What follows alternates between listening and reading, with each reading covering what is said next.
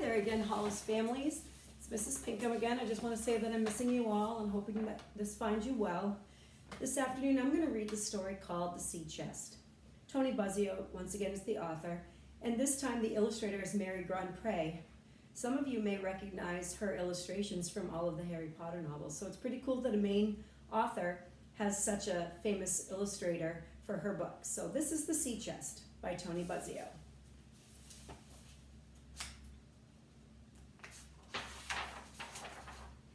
And I actually purchased this book when Toni Buzzeo visited our school quite a number of years ago when my daughter was a student there. And Toni Buzzeo wrote a little message to my daughter Haley, and it says, "To Haley, wishing you unexpected treasures. Merry Christmas," from Toni Buzzeo. Since there are a lot of words on the page, I'm going to read it to you, and then I will show you the illustrations just so that I can, really give it the emphasis on the words that it deserves. Here we go. City lights flicker in the dusk like winking fireflies. I hold my Auntie Maita's papery hand. Together we stare at the shiny photo in her lap, touched so often with hope, the edges curl. My heartbeat rushes in an impatient waltz as we watch for the stranger to arrive. While we wait, Auntie Maita remembers her childhood on a rocky Maine island, 80 years ago and more, only child of the lighthouse keeper and his bride. She gazes out the window as she tells me the story.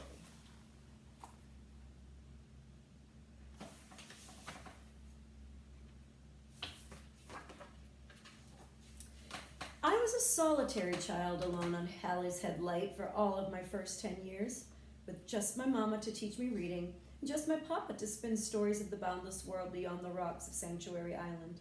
I longed for a time I might not be the only child the craggy island knew.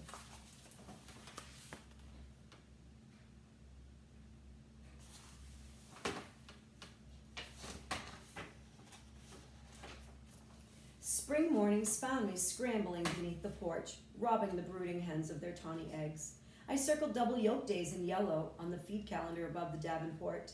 Supply boat days were double blue stars, with their promise of news, fellowship, and sugar to sweeten summer tea. When pumpkins burned orange in the only garden plot the rocky island held, first days of homeschool were boxed in red. But when frost grew thick in winter, I huddled all day by the fire, cloaked in Mama's hand-stitched quilts. I left the calendar for warmer days and braided solitary stories.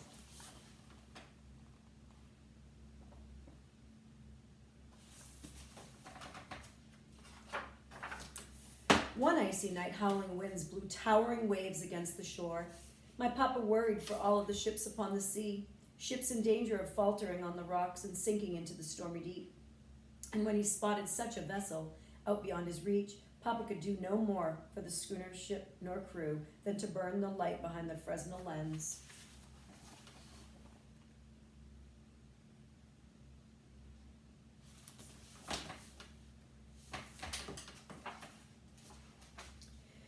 In the frozen dark, the wind shrieked as wave upon colossal wave hurled against our rocky shore, tossing up a churning foam that battered the parlor windows and trapped the reflection of firelight upon the fragile panes. They rattled and banged until I cried and prayed that they'd not crack in two, freeing the waves to wash us out to sea. All the long night, Mama and I curled up against that fearsome storm while Papa made the perilous trip to and from the square light tower.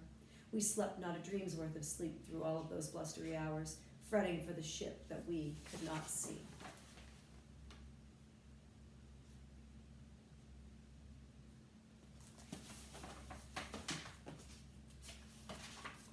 At dawn, the wind blew itself out and the storm rolled back across a glassy sea.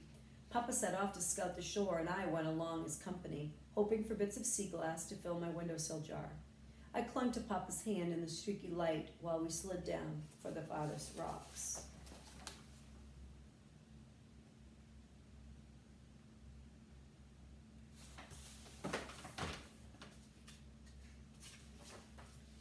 As we drew near the shore, we saw a sodden bundle of eiderdown mattresses tied with sailors' knots. It lay heaped upon the rocks, washed up from the schooner that the storm must have swallowed in the night. Our eyes locked wide when we heard the tiniest cry from deep inside the padding.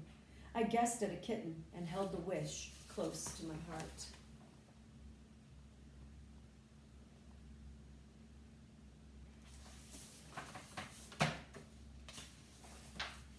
Squatting beside Papa, I plucked and pulled with him at the ragged ends of the icy rope, our fingers purple without our gloves, our breath painting clouds of white in the morning air. When at last the rope came free, the mattresses unfolded to reveal a leather sea chest. Again I heard the mule, and my heart soared with hope, like the gulls reeling overhead, breaking the morning silence with their hunger. Papa lifted the latch and lid, and I curled my fingers tight. The frozen hinges squeaked their resistance, then slowly opened wide.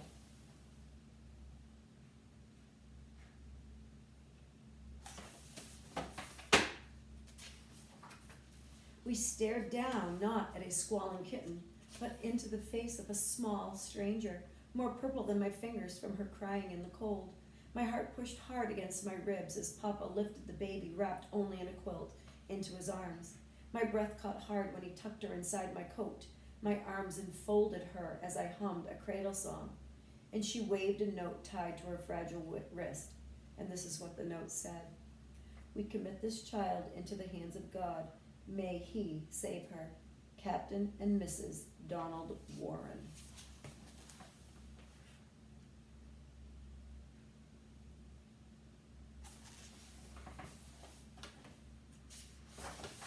Papa read the note aloud and shook his head. "To think," he said, "these desperate parents loved their baby so much they were willing to cast her upon the sea." Tears rolled down my frozen cheeks as I nestled her close. There upon the rocks I named her Seaborn, then carried her home to be my sister. That sunbright morning, Mama covered Seaborn's head with kisses as we held her by the fire, warming her from within and without.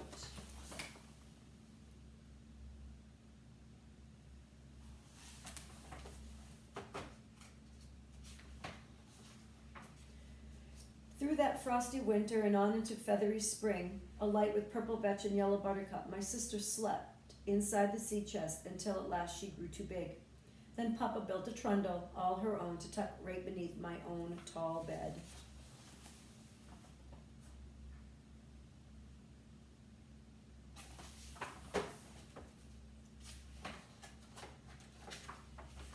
I taught her how to gently probe for eggs in the dimness under the porch. We took turns circling double yolk days and made a game of watching the supply boat from the gallery deck. When the pumpkins ripened on the vine, it's sunburned autumn, we carried them across the island and baked pumpkin pies with Mama.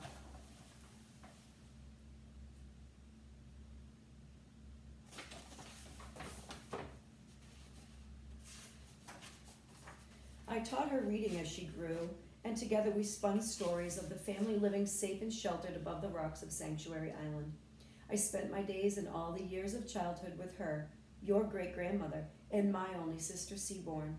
And when I left our island behind to become a bride, she soon followed me to this green mainland, married and lived close by until we buried her last spring, leaving me an only child again.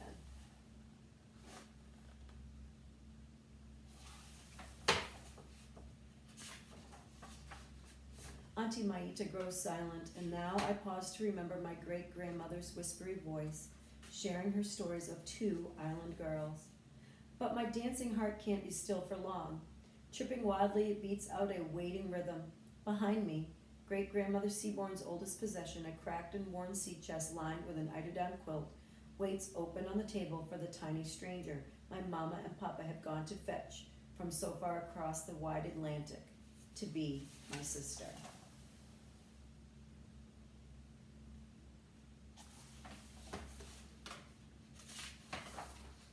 And that's the end of the story. But there's an author's note at the end that I'd like to share with you. Although the sea chest is a fictional story and Sanctuary Island a fictional island, there is a legend about a severe storm in the Atlantic around the mid-1870s that wrecked a vessel off the coast of Southport Island, Maine. According to the story, the Hendricks Head lightkeeper was unable to do anything for the vessel due to the ferocity of the storm. Afterward, he found a bundle of feather mattresses washed ashore, and inside was a sea chest holding a baby girl and a note from her parents, the captain and his wife committing the child into God's hands. The story says that the keeper and his wife had recently lost their own child, and that they adopted the baby, named her Seaborn, and raised her as their only child. However, no mention of the child exists in the lighthouse log of the time.